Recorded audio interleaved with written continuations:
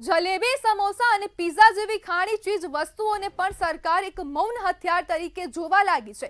એવું હથિયાર જે મેદસ્વીતા, ડાયાબિટીસ અને હૃદય રોગ જેવા જીવલેણ રોગોને આમંત્રણ આપે છે. હવે આરોગ્ય મંત્રાલયે દેશની તમામ કેન્દ્રીય આરોગ્ય સંસ્થાઓ અને એઆઈએમએમ સુધીની આદેશ આપ્યો છે કે દરેક નાસ્તા સામે ઓઇલ અને સુગરનું બોર્ડ લગાવવું ફરજિયાત હશે, જ્યાં સ્પષ્ટ રીતે લખવામાં આવશે કેટલું ફેટ અને કેટલી ખાંડ છે.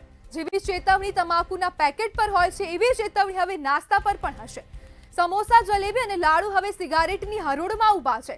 એટલે કે જો તમાકુમાંથી કેન્સર થાય છે તો અતિ વ્યસનસભર ખોરાકથી હૃદય રોગ, ઓબેસિટી અને ડાયાબિટીસ જેવી લાઇલાજ બીમારીઓની વધી રહી છે.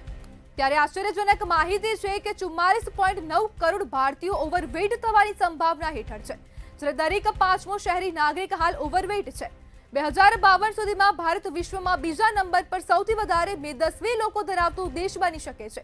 બાળકોમાં પણ તીવ્ર ગતિએ ઓબેસિટી વધી રહી છે. સ્કૂલના ટિફિનમાંથી શરૂ થઈ રહેલું જોખમ હવે જીવનભરનો સૌ સાથી બની શકે છે.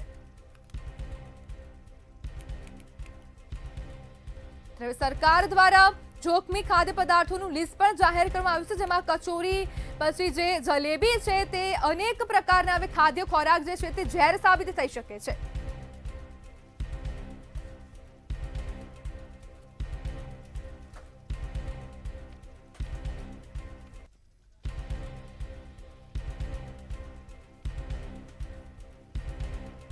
આપણી સાથે વૈશાલી ડાયટિશિયન જોડાયા છે. જી વૈશાલી બેન, આજે જે જંક ફૂડ છે તે રોજ લેવું કેટલું યોગ્ય છે?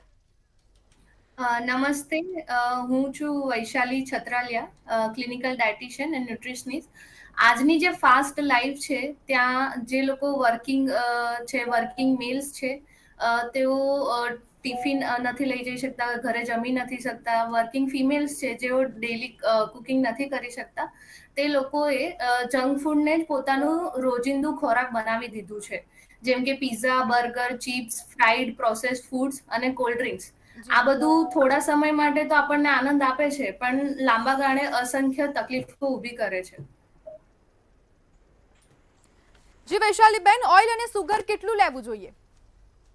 ઓઇલ અને શુગર આપણી જે ડેલી કેલરીની ઇન્ટેક હોય, આપણા જે રોજિંદા જીવનમાં આપણે જેટલું એક્ટિવિટી કરતા હોય એના પ્રપોર્શનમાં લેવું જરૂરી છે. જી વૈશાલી બેન, આપણે શું ખાવું જોઈએ?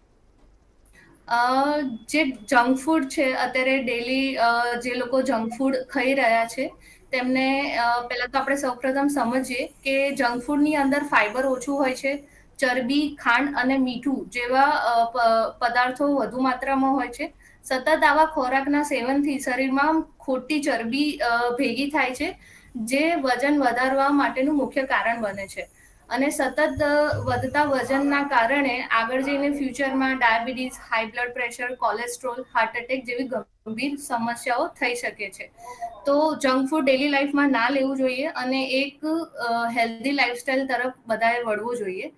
હેલ્ધી લાઈફસ્ટાઈલની અંદર ડેલી જેમ કે દાળ ચોખા છે, કઠોળ છે, લીલા શાકભાજી છે, ડ્રાયફ્રૂટ છે, જે ફ્રેશ ફ્રૂટ્સ છે, એ બધું ડેલી લાઈફમાં ઇન્ક્લુડ કરવું જોઈએ. જી જંક ફૂડ ખાવાની ના નથી, પણ જંક ફૂડને જરૂર હોય ત્યારે જ, અને તે પણ ઓછી મર્યાદામાં લેવું જોઈએ. અને કોઈ ઓકેઝન છે, કોઈ એવી જરૂર ઊભી થઈ છે ત્યારે જ એને લેવું જોઈએ. વૈશાલી બેન, જંક ફૂડ ખાવાથી શું મળે? જંક ફૂડની અંદર ફાઈબર એટલે કે રેશાન નું પ્રમાણ બહુ જ ઓછું હોય છે.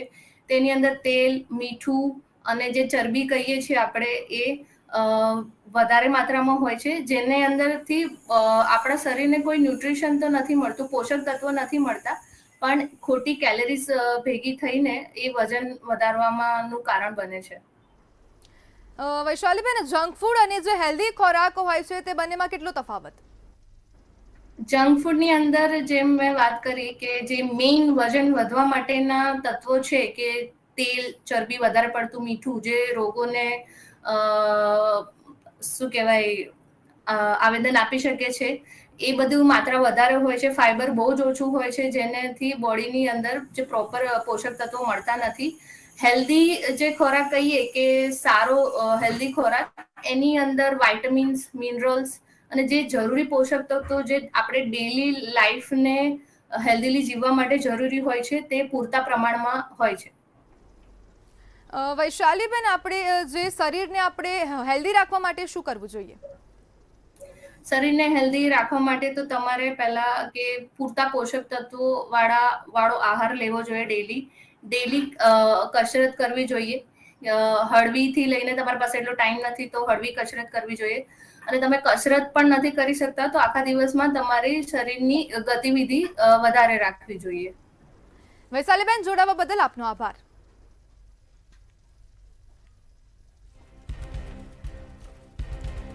ત્યારે હવે સરકારને પણ તમારા સ્વાસ્થ્યની ચિંતા છે ને, ત્યારે સુરતા વિરુદ્ધ સરકારે મોટો પ્લાન તૈયાર કર્યો છે. જ્યારે એમ્સ સુધી અનેક હવે ખોરાકની જે કંપનીઓ છે, હોસ્પિટલો છે, તેમને પણ હવે આદેશ પણ આપી દેવામાં આવ્યા છે. ત્યારે જંક ફૂડ અને જે હેલ્ધી ફૂડ છે, બંનેમાંથી હેલ્ધી ફૂડ વધારે કન્ઝ્યુમ કરવું જોઈએ અને તમામ નાસ્તાઓમાં રહેલી ફેટ, સુગરની માત્રા લખવી પડશે તેવું હવે સરકાર દ્વારા આદેશ આપી દેવામાં આવ્યા છે.